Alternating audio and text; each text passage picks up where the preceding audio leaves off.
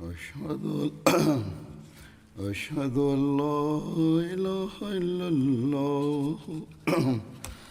وحده لا شريك له وأشهد أن محمدا عبده ورسوله أما بعد فأعوذ بالله من الشيطان الرجيم بسم الله الرحمن الرحيم الحمد لله رب العالمين الرحمن الرحيم مالك يوم الدين إياك نعبد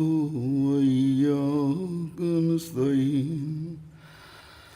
اهدنا الصراط المستقيم صراط الذين أنعمت عليهم غير المغضوب عليهم ولا الضالين シッディークの生涯におけるいくつかの出来事に言及します。ハズラット・アブバカルの終焉の時が近づくと、彼はハズラット・アブドゥラハマン・ビン・オフを呼び出し、オマルについて私に教えてくださいと言いました。そこで彼、つまりハズラット・アブドゥラハマン・ビン・オフはこう答えました。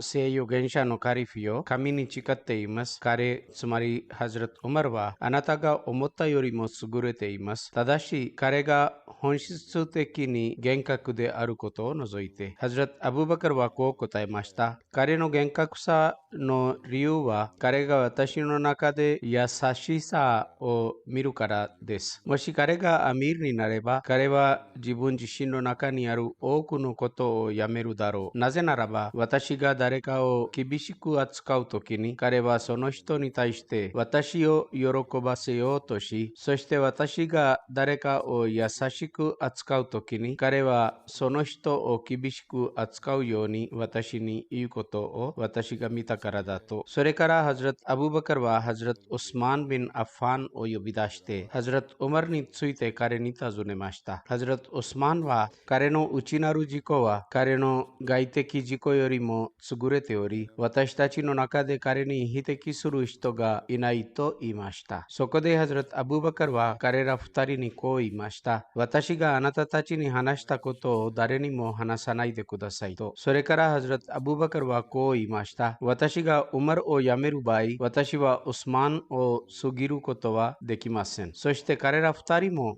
あなたたちの事柄において何も怠らないように統治することができます。今、私はあなたたちの事柄を切り離れ、あなたたちの祖先の一人になりたいと思っていると。ハズラット・アブバカルの病気の日々の間に、ハズラット・タルハビン・ウベイドゥッラはハズラット・アブバカルに来てこう言いました。あなたは彼があなたの前でさえ人々をどのように扱うかを見ているにもかかわらず、ハズラット・ウマルを人々の上にカリフにしたので、彼が一人でいるときには何が起こるだろうか。そしてあなたが自分の主に会うとき、彼が親民についてあなたを求問するだろう。すなわち、アッラーが親民についてあなたに求問するだろうと。ハズラット・アブバカルは私を支えて座らせてくださいと言いました。彼が横たわっていたので、彼は私を座らせてくださいと言いました。したがって彼が支えて座らせたとき、彼はこう言いました。あなたは私をアッラーに対して恐れさせていますか？私が自分の主に会うとき、彼が私に尋ねると、私はこう答えるだろう。つまり、私はあなたのしもべたちの最高の人をあなたたちのしもべたちの上にカリフにしたのだと。ハズラット・ムスレヘ・マウドは歴史書を詳細賛して、これについて次のように説明しています。ハズラット・アブバカルの死が近づいた時、彼は自分が誰をカリフに任命すべきかについてサハバに相談しました。ほとんどのサハバはハズラット・ウマルがアミールになるべきだと自分の意見を表明し、一部の人はハズラット・ウマルがより厳しい性質なので人々を厳しく扱うのではないかという意義だけを表明しました。彼はこの厳格さが彼に責任が負わせない時までです。今責任が彼に負わせると、彼の厳格さも適度になると言いました。それで全てのサハバは、ハズラット・ウマルがカリフになることに同意しました。ハズラット・アブバカルの健康状態が非常に悪化したため、ハズラット・アブバカルは妻のアスマを頼り、彼は足がふらつき、手が震えたような状態で、彼はモスクに来て、全てのイスラム教徒にスピーチしながらこう言いました。私は自分が死んだ場合、誰があなたたちのカリフになるべきかという問題について何日間も考慮し続けました。宗教的に多くの考慮と祈りの後、私はウマルをカリフとして指名することが適切であると考えました。したがって私の死後、ウマルはあなたたちのカリフになるだろうと、すべてのサハバとその他の人々はこのアマラに同意し、そしてハズラット・アブバカルの死後、ハズラット・ウマルへの忠誠の誓いが立てられました。それからハズラット・ムスレー・マウドは別の箇所で、なぜ彼が指名されたのかという意義に答えながら、次のように述べています。彼は言います。カリフが人々によって選出されるのになぜハズラット・アブバカルがハズラット・ウマルを指名したのかと言われると、その答えは次の通りです。彼が単に彼を指名したのではなく、むしろ彼が最初にサハバたちに相談を求めたということが証明されています。唯一の違いは、他のカリフがカリフの死後に選出されますが、ハズラット・ウマルがハズラット・アブバカルがいた時に選出されたということです。そしてまた、彼はそれだけでとどまらず、つまりハズラット・アブバカルはここにとどまらず、数人のサハバからのアドバイスだけを受けた後、ハズラット・ウマルのヒラファットを発表するのを十分だと考えませんでした。むしろ非常に弱くて弱体化していたにもかかわらず、彼は妻に頼りながらモスクに着き、人々に話しかけて、人々よ、私がサハバの助言を受けて自分の次のカリフにウマルを選んだのですが、あなたたちも彼がカリフになることに賛成ですかと尋ねました。そこで全ての人がこれに合意を示しました。ですから、これもある意味で選出になります。ハズラット・アブバカル・シッディークの病気と医師についてさらに述べられており、歴史書のタブリの中でハズラット・アブバカルの病気と死については次のように言及されています。ハズラット・アブバカルが病気になった理由は次の通りでした。ジャマディウル・アーカル月7日、月曜日に彼は水浴びをしました。当日は非常に寒かったので、彼は15日間続いた熱にかかりました。したがって彼は礼拝に出ることさえできませんでした。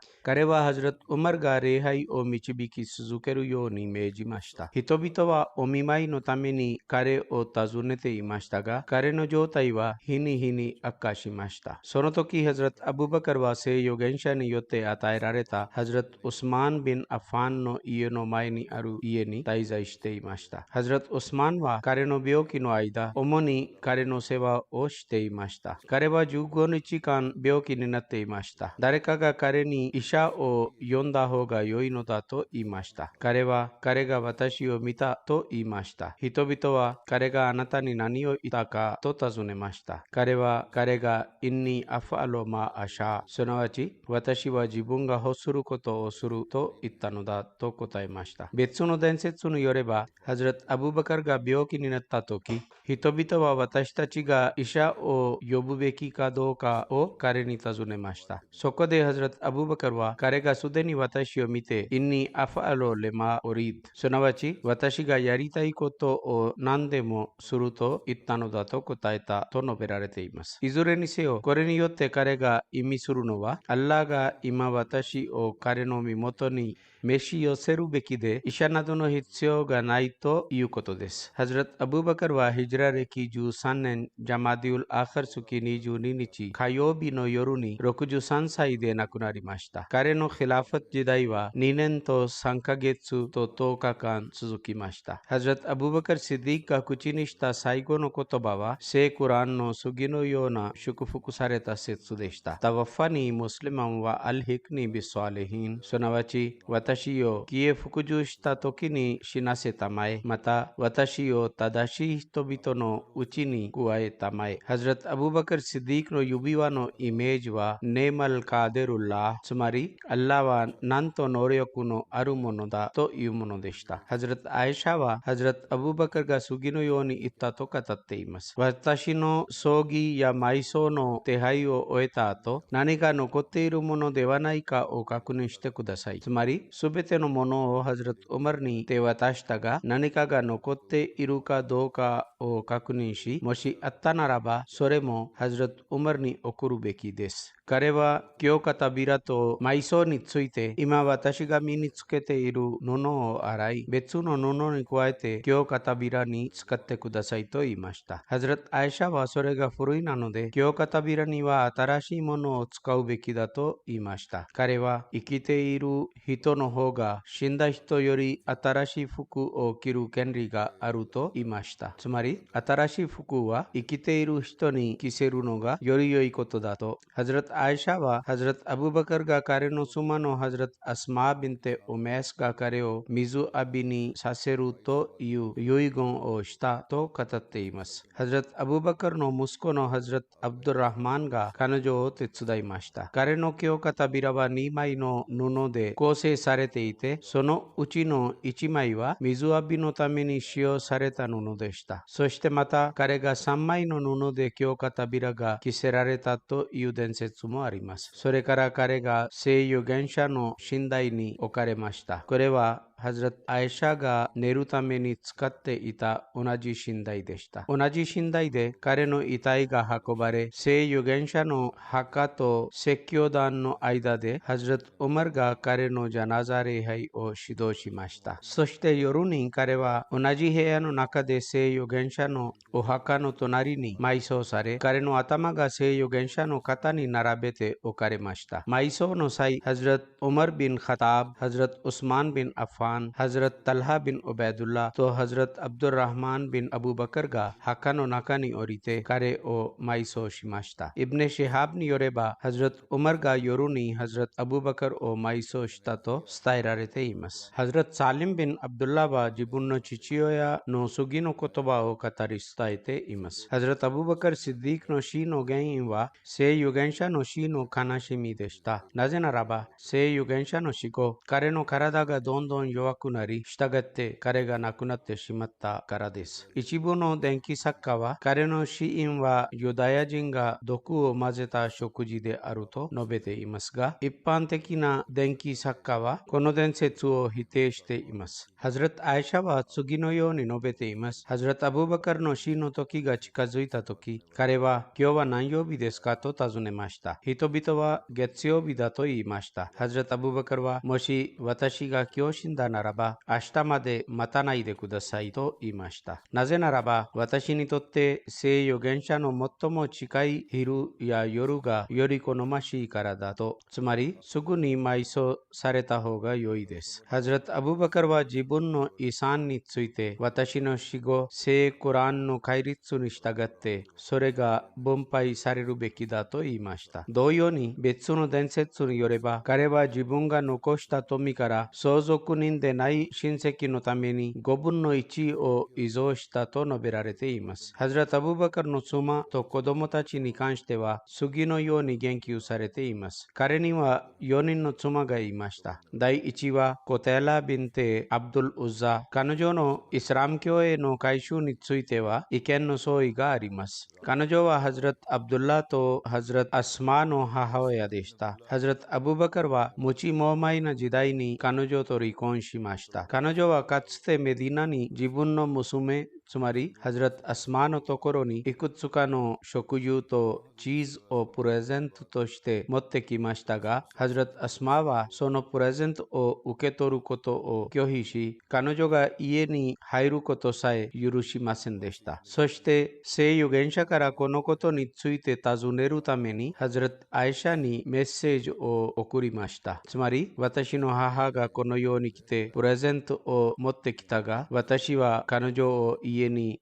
入らせなかったので、このことについてどういう命令があるかを尋ねて教えるようにハズラト・アイシャに頼みました。そこで聖預言者は彼女を家に入らせ、彼女からのプレゼントを受け取ってくださいと言いました。2番目の妻はハズラト・ウンメ・ルマン・ビンテ・アミルでした。彼女はバヌ・ケナアナ・ビン・ホゼマに属していました。彼女の最初の夫であるハリス・ビン・サクバラはメッカで亡くなり、その後彼女はハズラト・アブバカルと結婚しました。彼女は初期にイスラム教を受け入れて、聖預言者に忠誠を誓い、メディナに移住しました。彼女の腹からハズラト・アブドゥラフマンとハズラト・アイシャが生まれました。彼女はヒジラ歴6年、メディナで亡くなりました。聖預言者自身が彼女の墓の中におり、彼女の許しを祈りました。3番目はハズラト・アスマービンテ・ウメスビン・マバドビン・ハリスでした。彼女のクニヤはウンメ・アブドゥラです。彼女はイスラム教徒がダレ・アルカムに入る前からイスラム教を受け入れ、聖預言者への忠誠を誓いました。彼女は初期の移住者の一人でした。彼女は最初、夫のハズラト・ジャファル・ビン・アブ・タリブと一緒にアビシニアに移住し、そこからヒジラ歴7年にメディナにやってきました。ヒジラ歴8年にハズラト・ジャファルがマオタの戦いで殉教した後、彼女はハズラト・アブバカルと結婚しました。彼女の腹からモハンマド・ビン・アビバカルが生まれました。4番目の妻はハズラト・ハビバ・ビンテ・ハリジャ・ビン・ゼッド・ビン・アブ・ゾヘルでした。彼女はアンサーのハズラジ支部に属していました。ハズラト・アブバカルはメディナ郊外のサナアで彼女と一緒に暮らしていました。彼女の腹からハズラト・アブバカルの娘のウンメ・カルソムが生まれました。彼女はハズラト・アブバカルの死後しばらくして生まれました。子供たちの中には4人の息子と3人の娘がいました。1番目のハズラト・アブドゥラハマン・ビン・アブバカルはハズラト・アブバカルの長男でした。彼はホデビアの日にイスラム教徒になり、その後イスラム教に固執しました。彼は聖預言者と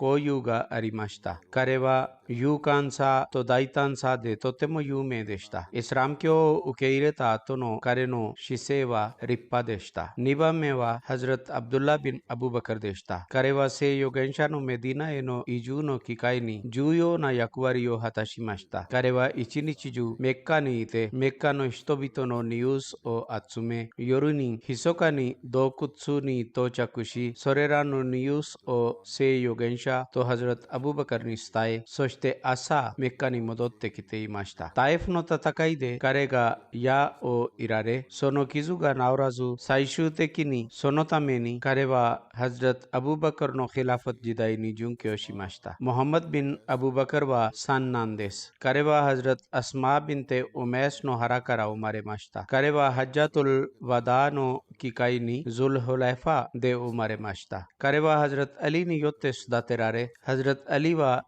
自分の時代に彼をエジプトの知事に任命し、彼はそこで殺されました。いくつかの伝説では、彼の名前がハズラト・ウスマンを殺した人々の中でも言及されており、それが彼の殺害の理由だと述べられていますが、アッラーは最もよく知りたまう。彼の子供たちの中で4番目のはハズラト・アスマー・ビンテ・アブバカルです。彼女はザートン・ネタケンという名前で知られています。ます。彼女はハズラトアイシャより年上でした。聖預言者は彼女にザートゥンネターケンという称号を授けました。なぜならば、ヒジラの機会に彼女は聖預言者と自分の父親のために旅の糧食を準備したとき、それを包むものが何も見つからなかったので、彼女は自分の腰巻きを切り分けて食事を包んであげたからです。ハズラト・ズベールは準備されていたその食事を腰巻きの布で包んでくれました。彼女はハズラト・ズベール・ビン・アワムと結婚し、妊娠中にメディナに移住しました。ヒジラの後、彼女の腹からハズラト・アブドゥッラ・ビン・ズベールが生まれました。彼はヒジラの後に生まれた最初の子供でした。ハズラト・アスマは100歳まで生き、ヒジラ歴73年にメッカで亡くなりました。5番目の子供はウンムルモメニン・ハズラト・アイシャ・ビンテ・アブバカルでした。彼女は聖預言者の高潔な妻でした。彼女は女性の中で最も偉大な学者でした。聖預言者は彼女にウンメ・アブドゥッラというクニヤを与えました。聖預言者は彼女への理想的な愛を持っていました。イマム・シャービーはマスルークがハズラト・アイシャからの伝説を語るときに次のように言っていたと語ります。アッラの最愛の人の最も愛しい人であり、アッラによってその無実が表明されたものであるシッディカ・ビンテ・シッディークが私に語った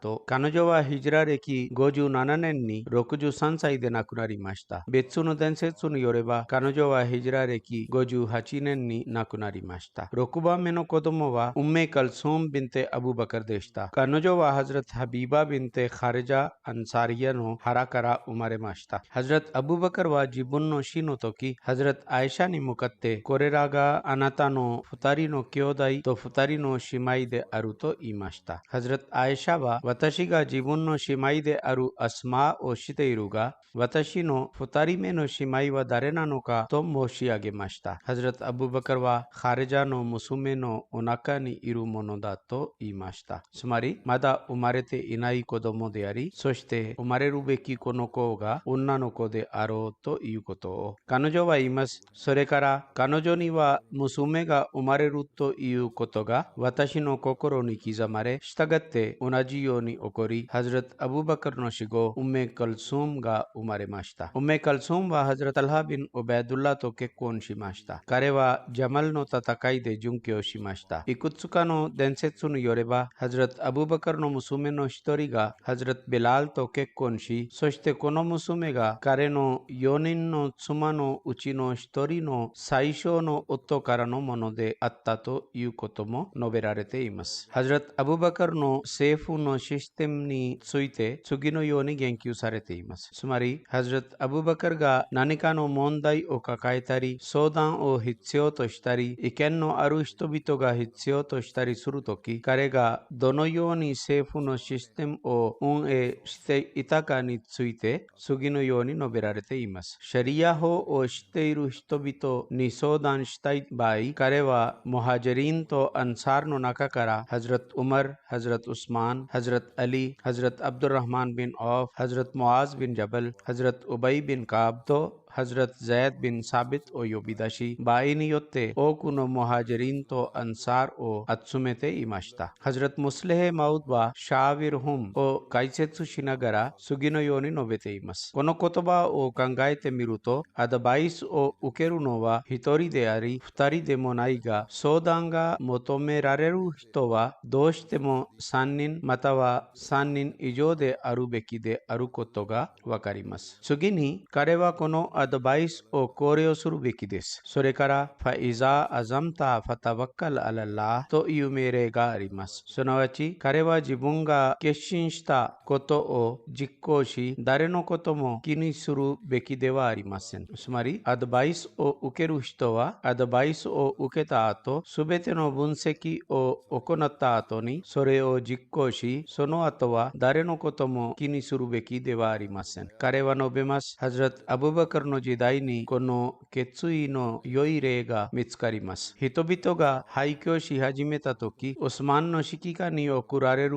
予定だった軍隊を止めるように提案されたが、彼は私が聖預言者によって派遣された軍隊を退却されることはできず、アブ・コハファの息子がそのようにする力がないと答えました。その後、何人かを止めたこともありました。したがって、ハズラット・ウマルもこの軍隊に行くべきだったが、彼を止めました。それから、ザカートについては、廃墟から人々を救うために彼らを許すべきだと言われました。ハズラット・アブバカルはこう答えました。もし彼らが聖預言者にラクダを結ぶためのロープさえも与えていたならば、私はそれも受け取ります。もしあなたたちがみんな私を離れていき、そして森の獣さえも廃墟者たちに加わるとしても、私は一人だけでそれらすべてと戦うだろうと。これが決意の実例です。それから何が起こったのか、あなたたちが知っていますか？つまり、これがハズラット・アブバカルの決意であり、そして人々のアドバイスが異なっていたが、何が起こったのでしょうか？彼が示した決意で、神は彼の決心のために勝利の扉を開きました。人が神を恐れるとき、被造物への恐れは彼に影響を与えないことを覚えておくべきです。これがヒラファットの地位の実態です。ベトルマール、つまり国庫の設立。聖預言者の祝福された時代に、戦利品5分の1、税金とザカートなどの富が収集されると、聖なる彼はすぐにモスクでみんなの前に座って、それらを配布していました。このようにして、聖預言者の時代にベトルマール部門がある意味で設立されていたと考えられますが、ハズラット・アブバカルの時代には、征服により他のアカウントに加えて戦利品とジズヤ税による収入も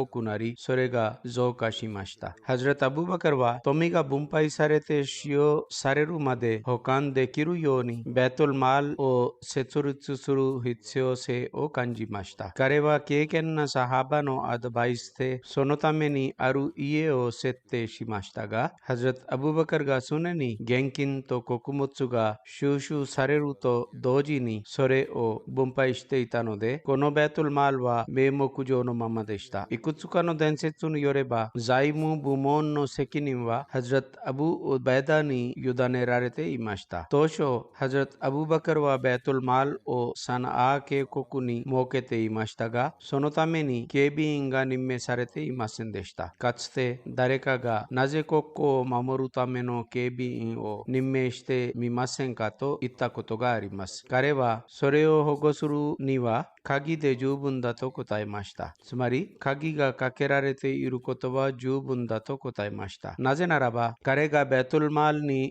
集められたものを何でも配布し、それが完全に空になっていたからです。それから彼がメディナに移住したとき、彼はベトルマールを自分の家に移しました。彼のやり方は、ベトルマールにある富をそれが空になるまで人々に分配し、それをすべての人に平等に分配していたというものでした。そして同じ富で彼はラクダ、馬と武器を購入し、それらをアッラーの道にかけて分配していました。かつて彼はベドゥインたちから巻物を購入し、それらをメディナの未亡人たちに配布しました。彼は何度もそのようにしたはずですが、いずれにせよ伝説ではそれについて一回の記録があります。ベトルマールからハズラット・アブバカルのための補助金が確定されること。これについて次のように述べられています。ハズラット・アブバカルがカリフとして選ばれたとき、彼のニーズを満たすためにベトルマールから補助金が手配されました。ハズラット・アイシャは次のように語っています。ハズラット・アブバカルがカリフになったとき、彼はこう言いました。私が自分の家族を養うことができないというような職業をしていななかったことを私の人々が知っています。つまり、私は自分の収入で簡単に家を切り盛りしていました。しかし、今、私がイスラム教徒の仕事にせわしくなっているので、アブバカルの家族は今、ベトルマールから養われるだろう。そして彼、つまりアブバカルは、イスラム教徒のためにこの富で商売し、貿易を通じて彼らの富を増やし続けるだろうと、それでイスラム教徒は彼のために年間6000ディルハムを固定しました。一部の人によれば、彼の必要に応じて十分な金額が固定されたと言われています。彼はその庶民によって彼の生活費が固定された最初の支配者、つまり政府の統治者でした。ある伝説によれば、次のような言及があります。つまり、ハズラット・アブバカルがカリフになった時、ある日の朝、彼はバザールに行っていました。彼は肩の上に自分が取引していた服を運んでいました。ハズラット・ウマル・ビン・カッターブとハズラット・アブ・オベダ・ビン・ジャラハが彼に会い、聖預言者のカリフよ、どこへ行くつもりですかと尋ねました。彼は、私が市場に行くつもりだと言いました。彼らは、あなたがイスラム教徒の仕事柄の支配者であるのに何をしているのですかと言いました。彼は、私がどうやって自分の家族を養うことができるのですかと言いました。それで彼らは彼を連れて行き、あなたの分け前を決めると言いました。したがって、年間3000デルハムの補助金が決定されました。いくつかの伝説によると、前述のように6000ディルハムが補助金として固定されていました。同様に、伝記のほとんどの本の中で、ハズラット・アブバカルが彼自身と彼の家族の必要を満たすために、ベトルマールからの補助金を受け取ったが、死に近づいたとき、すべてのお金を返したということが見つかります。したがって、ある伝説によれば、彼の死の時が近づいたとき、彼は自分の土地を売却し、個人的な費用のために国庫から取った金額をその価格から支払うべきであるという遺言をしたと述べられています。別の伝説では、ハズラット・アブバカルの死が近づいた時に、彼はハズラット・アイシャに向かって次のように言ったと述べられています。私たちがカリフになって以来、私は国家からのいかなるディナールやディルハムも使っておらず、程度の食べ物と粗末な服だけを使用してきました。そしてまた、イスラム教徒の戦利品には奴隷、ラクダと街灯だけが含まれています。したがって、私の死後、これらのすべてのものをウマルに送ってくださいと、ハズラト・アイシャは語ります。彼が亡くなった時、私はそれらのアイテムをハズラト・ウマルに送りました。それらを見て、彼らは泣き始めました。つまり、ハズラト・ウマルがそれらのものを見て泣き始め、したがって彼の涙が地面に落ち始めました。そして、ハズラト・ウマルはこのように言いました。アッラーがアブバカルを憐れんでくださいますように、彼は自分に次ぐ人々を困難にさせたのだと。ハズラット・アブバカルが亡くなった時、ハズラット・ウマルはサハバの何人かを呼んでベトルマールを調べた時、ハズラット・ウマルはその中にいかなるディルハムもディナールも見つけませんでした。つまり何もなく空っぽであり、すべてが分配されていました。彼はガザー部門のシステムを発行しました。ハズラット・アブバカルの時代にガザー部門が定期的に組織化されていなかったが、彼はガザー部門をハズラット・ウマルに任せていました。別の伝説によれば、ハズラット・アブバカルがカリフになった時、ハズラット・ウマルは私があなたに代わって法廷サービスを行うと言いました。ハズラット・ウマルは1年間待っていましたが、この期間中に2人の人もケースを持って彼のところに来ることはありませんでした。喧嘩も問題も起こらず、事件の数は非常に少なかった。何か事件が起こった場合、ハズラット・アブバカル自身が時間をかけて自分でそれを解決していました。ガザー部門の部長はハズラット・ウマルであり、次のサハバが彼を支援するために任命されていました。ハズラット・アリ、ハズラット・モアーズ・ビン・ジャバル、ハズラット・ウバイ・ビン・カーブ、ハズラット・ザイド・ビン・サビット、ハズラット・アブドゥッラ・ビン・マスウッド。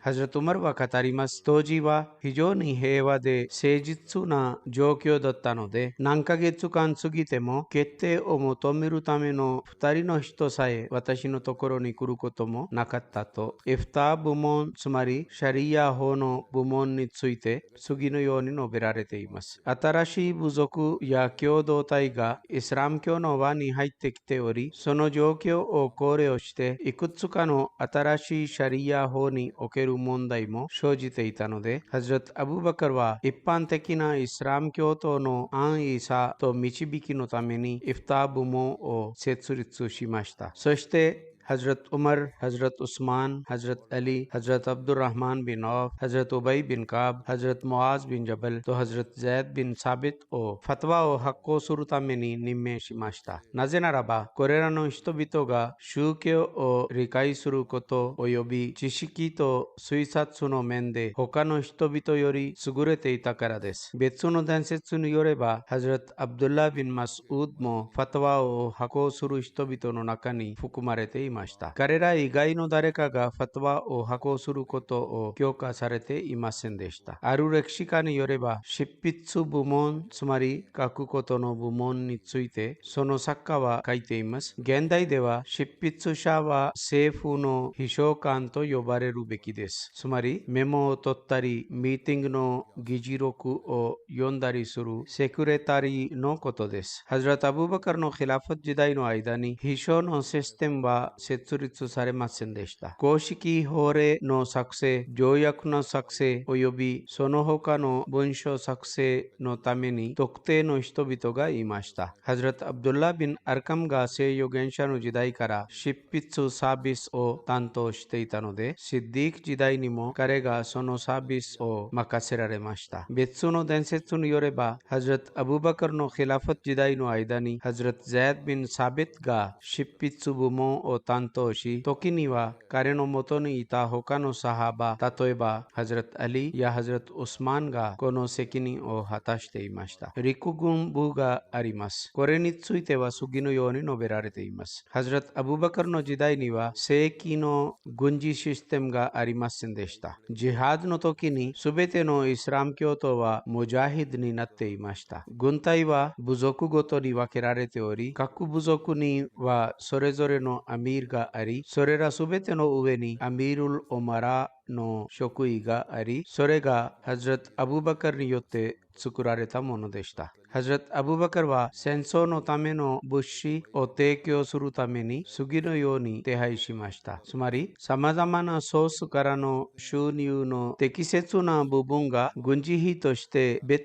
途取り出され、それによって武器や運送用の動物が購入されていました。さらに、ジハードのためのラクダと馬の飼育のためにいくつかの牧場が指定されていました。ある伝記作家は、ハズラット・アブバカルの軍事政権のシステムは、聖預言者の時代以前のアラブの部族で実行されていたベドゥインの方法に近かったと述べています。当時、政府には定期的かつ組織的な軍隊はありませんでしたが、むしろ誰もが自分自身を戦争サービスのために進めていました。戦いが宣言されると、部族は武器を持って出てきて敵に向かって行進していました。部族は物質や武器を中央政府に頼らず、自分たちでこれらのものを手配していました。彼らは政府から給料さえ与えられず、むしろ彼らは奉仕に対して戦利品を自分の権利としてみなしていました。戦場で手に入った戦利品の5分の4が戦争の参加者に分配され、5分の1が首都にカリフのもとに送られ、彼はそれをベトルマールに預けていました。5分の1で帝国の通常の出費を賄っていました。彼が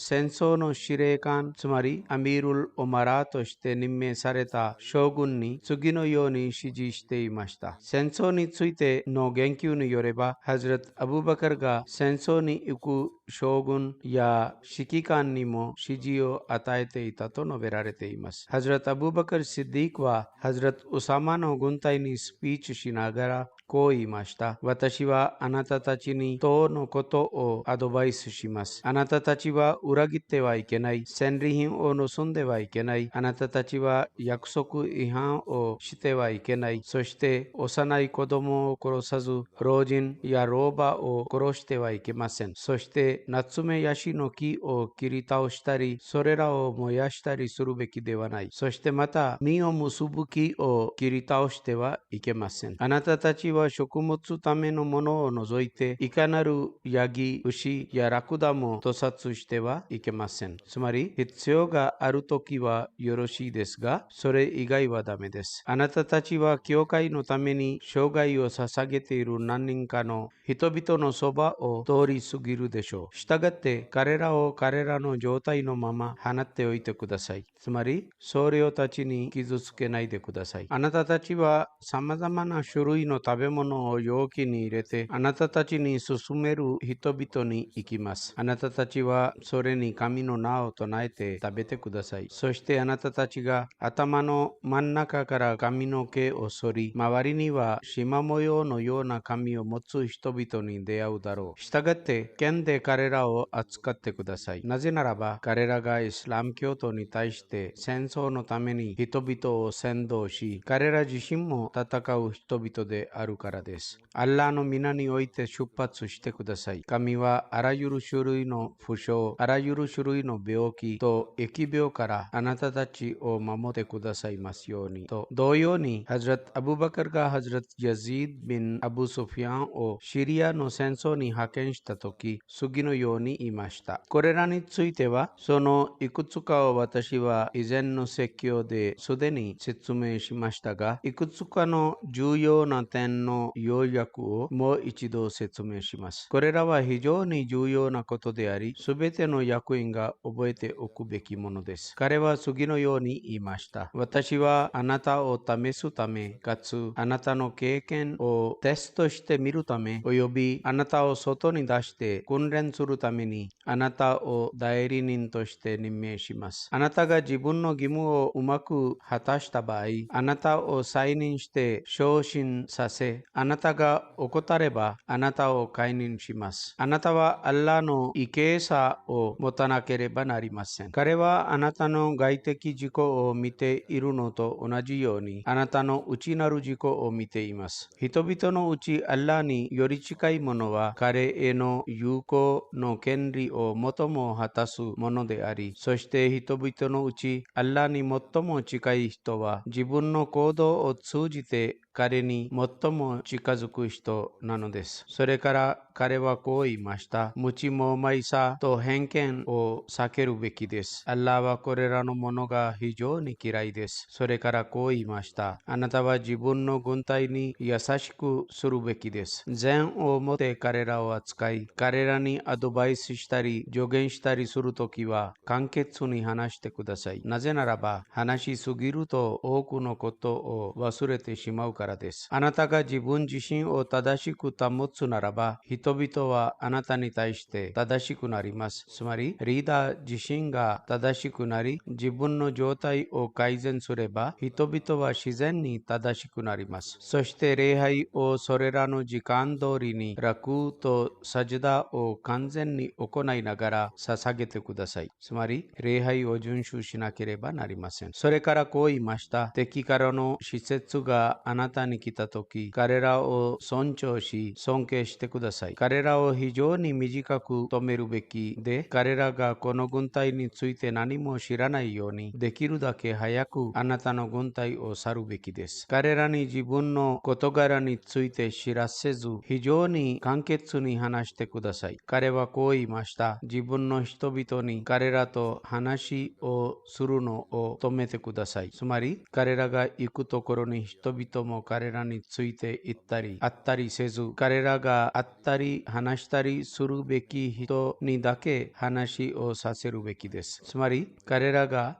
庶民の中に入り込むべきではありません。あなた自身が彼らと話すときは自分の秘密を明かさないでください。つまり自分でも非常に注意して死者たちと話をするべきです。それから相談について教えました。あなたが誰かにアドバイスを求めるときは真実を話すべきです。そうすれば適切なアドバイスを受けることができます。つまり問題を詳しく話してから相談を求め、相談する人から自分のニュースを隠さないでください。さもないとあなたが自分自身のせいで損するだろう。一日中の情報を知ったり、リーダーや司令官がどのようにしてインフォメーションを集めたりするべきかについてこう言いました。夜に仲間たちと話をするべきです。つまり夕方に彼らと一緒に座り、彼らの中から人々を選んで彼らと話をすれば、あなたは情報が得られます。予告なしに突然彼らのポストを頻繁に検査することも重要です。自分の保護場を怠っていると思う人は誰でも彼をよく罰するべきです。それからこう言いました。過度に罰してもならず、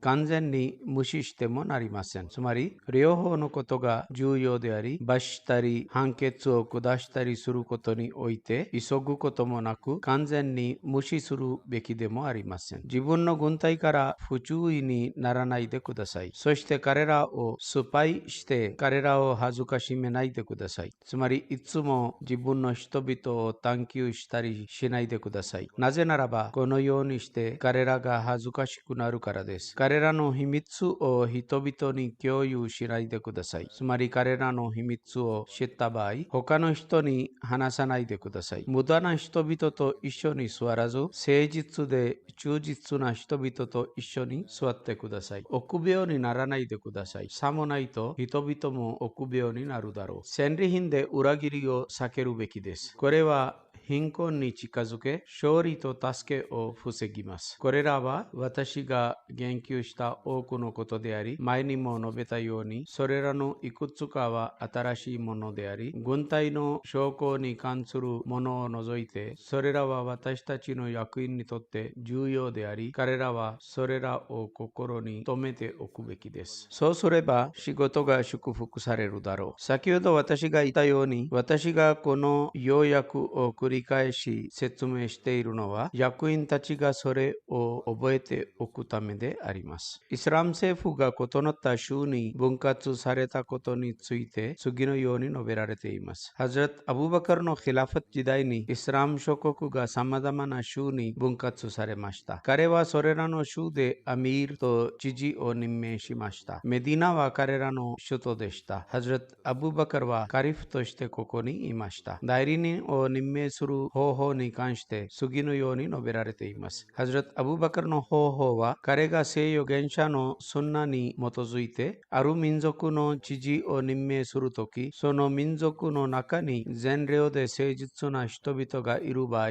彼らの中から知事を任命するように気をかけていました。タイフと他のいくつかの部族の上に、彼らの中から知事を任命しました。誰かを総督に任命すると、彼がその地域の総督としての証書を書き、ほとんどの場合、彼のためにその地域に着く道も決定し、彼が通過しなければならない場所にも言及していました。特にこの任命がまだ征服されておらず、イスラムのヒラファの支配外にあった地域に関していた場合でした。シリアとイラクの征服及び廃墟者たちに対する戦争はこの点で非常に顕著であります。そしてほとんどの場合、彼はいくつかの州を他の州と合併することがありました。特に廃墟者たちに対する戦争の後にこのようにし始められました。したがってハザルモートの総督であったハズラット・ザヤード・ビン・ラビードの監督下にキンダムを置かれ、その後彼はハザルモートと近の両方の知事を務めていました。ハズラト・アブーバカルの時代に代理人を選ぶときには、初期のイスラム教への改宗が見られ、聖預言者からの学習によって訓練され、聖預言者との交際を持つような人が第一優先として任命されていました。この点での彼の基準は、聖預言者がある仕事のために誰かを任命した場合、彼はそれを決して変更していないということでした。例えば、聖預言者は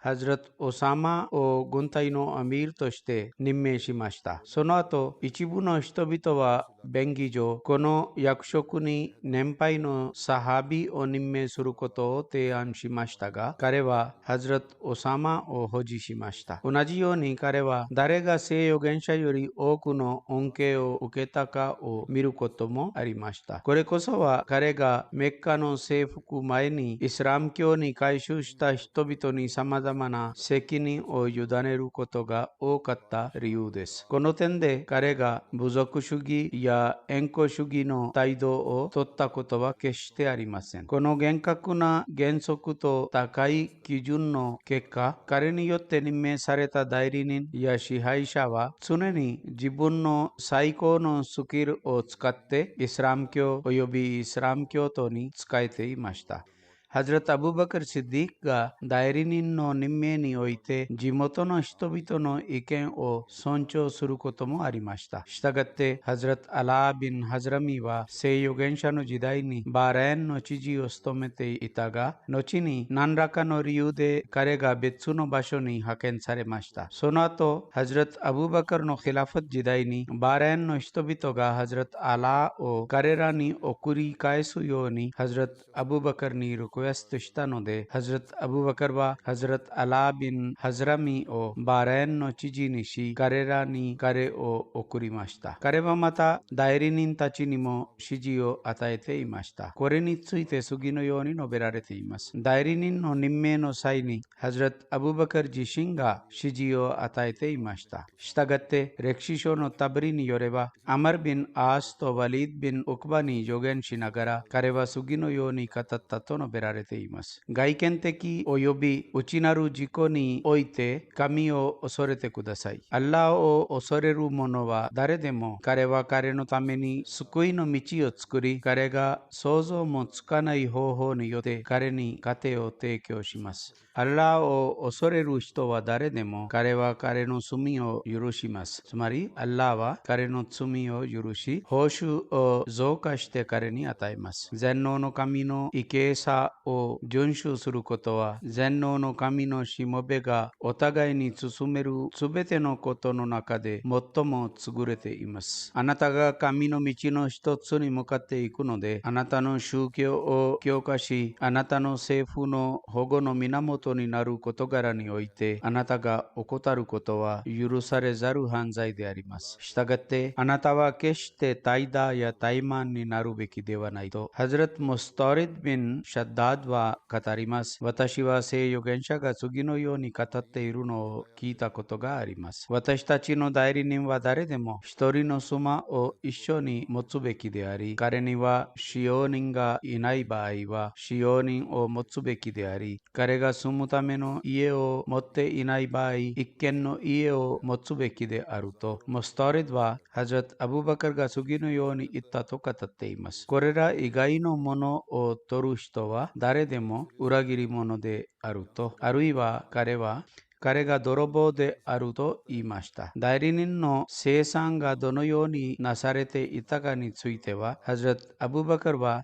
代理人と支配者たちのすべての行動を観察していました。これらの人々が聖預言者の交際の恩恵を受けていたので、ハズラト・ウマルとは逆に、ハズラト・アブーバカルは彼らの些細な失敗を見逃していました。つまり、彼らが何をしているかを観察していたが、些細なことを無視していました。歴史書のタブリによれば、ハズラト・アブーバカルは自分の代理人や部下を投獄告していなかったと述べられていますが、誰かが重大な過ちを犯した場合、彼がどんなに地位が高くても適切な警告を与えていました。彼はハズラト・ムハジル・ビン・ウマイヤについて、彼がイスラム教徒を侮辱していた女性の歯を壊したということをしたとき、彼はすぐにハズラト・ムハジルに叱責する手紙を書きました。彼がハズラト・カリド・ビン・バリードの過ちさえ知ったとしても、彼は彼を叱責することを躊躇していませんでした。アミールたちと総督の責任について次のように述べられています。ハズラト・アブバカルによって様々な地域、都市や町で任命された知事とアミールたちが異なる責任と義務を割り当てられました。アミールとその副官には財政的責任もありました。彼らは自分たちの地域の裕福な人々からザカートを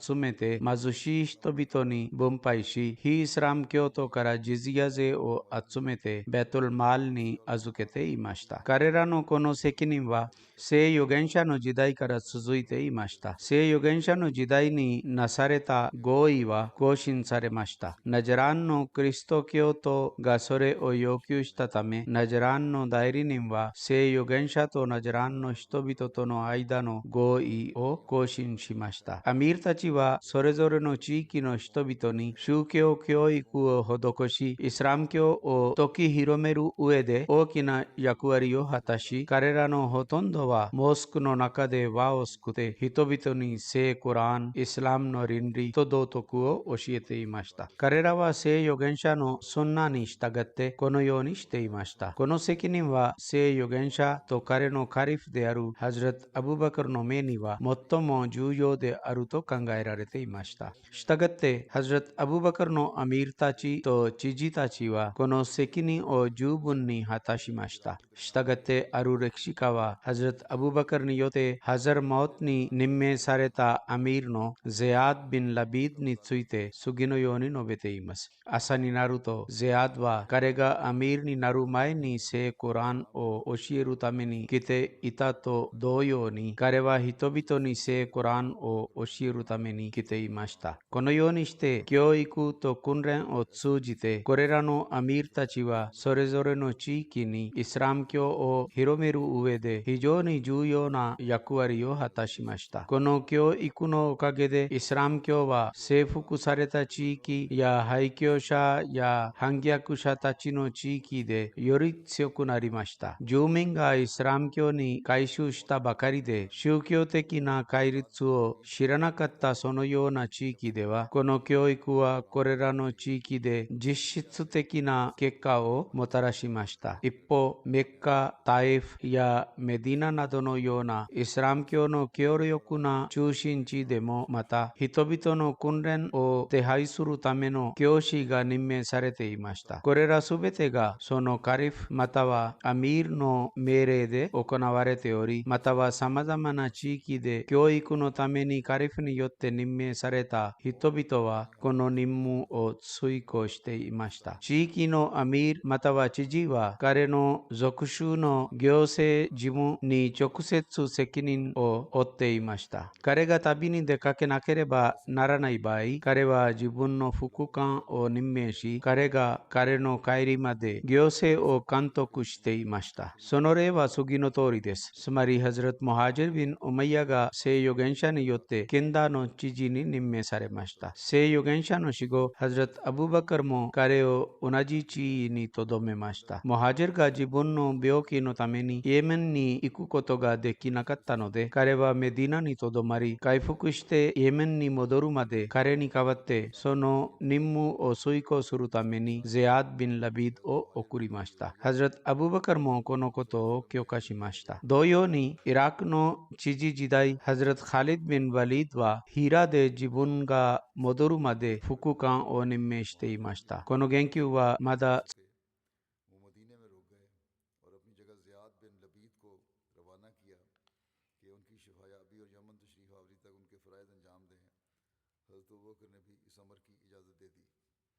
इसी तरह इराक की गवर्नरी के दौरान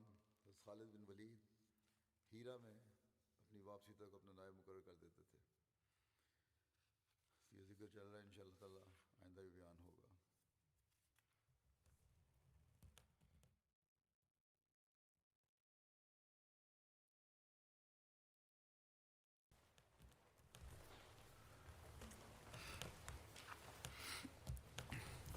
الحمد لله نحمده ونستعينه ونستغفره ونؤمن به ونتوكل عليه ونعوذ بالله من شرور أنفسنا ومن سيئات أعمالنا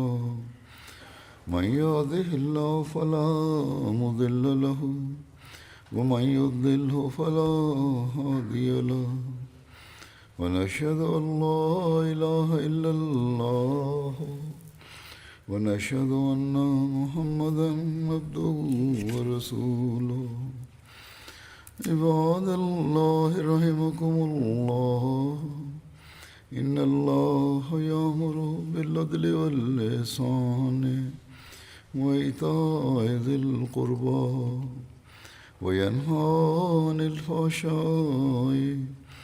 والمنكر والبغي يعظكم لعلكم تذكرون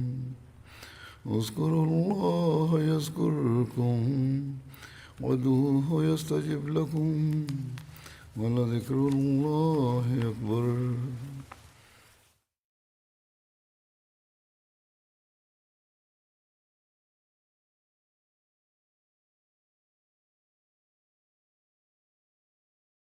ما كان